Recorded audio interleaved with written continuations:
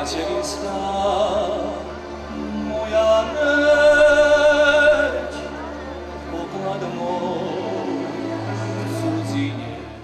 Milí rodičia, milé deti, je čas rozhodnúť o budúcnosti, o kroku, ktorý môže ovplyvniť celý život.